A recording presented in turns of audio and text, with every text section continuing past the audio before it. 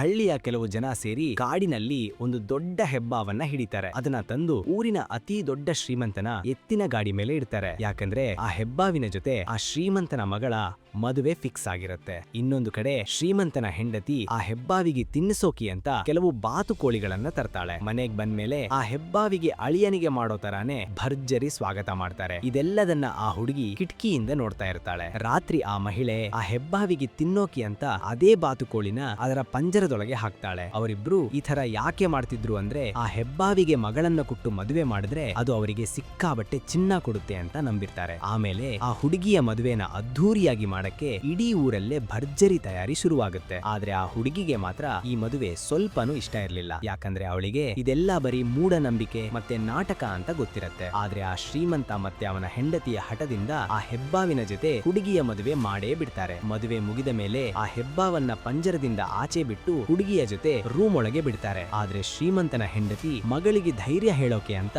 ಆ ರೂಮ್ ನ ಬಾಗಿಲ ಆಚೆನೆ ಮಲಗಿರ್ತಾಳೆ. ನಿಧಾನವಾಗಿ ಆ ಹೆಬ್ಬಾವು ಹುಡುಗಿಯ ಪಕ್ಕಕ್ಕೆ ಬಂದು ಕೂತ್ಕೊಳ್ಳುತ್ತೆ. ಆ ಹುಡುಗಿ ಹೆದರಿ ಈ ವಿಷಯ ತನ್ನ ಅಮ್ಮನಿಗೆ ಹೇಳಿದಾಗ ಅವಳು ಸುಮ್ಮನಿರು, ಏನೂ ಆಗಲ್ಲ ಅಂತ ಹೇಳ್ತಾಳೆ. ಆದ್ರೆ ಆ ಹೆಬ್ಬಾವು ನಿಧಾನವಾಗಿ ಆ ಹುಡುಗಿನ ಪೂರ್ತಿಯಾಗಿ ಸುತ್ತುಕೊಂಡು ಅವಳ ಪ್ರಾಣನೇ ತೆಗೆದು ಬಿಡುತ್ತೆ. ಮರುದಿನ ಬೆಳಿಗ್ಗೆ ಬಂದು ನೋಡಿದಾಗ ಆ ಹೆಬ್ಬಾವು ಆ ಹುಡುಗಿನ ಪೂರ್ತಿಯಾಗಿ ನುಂಗಿಬಿಟ್ಟಿರುತ್ತೆ.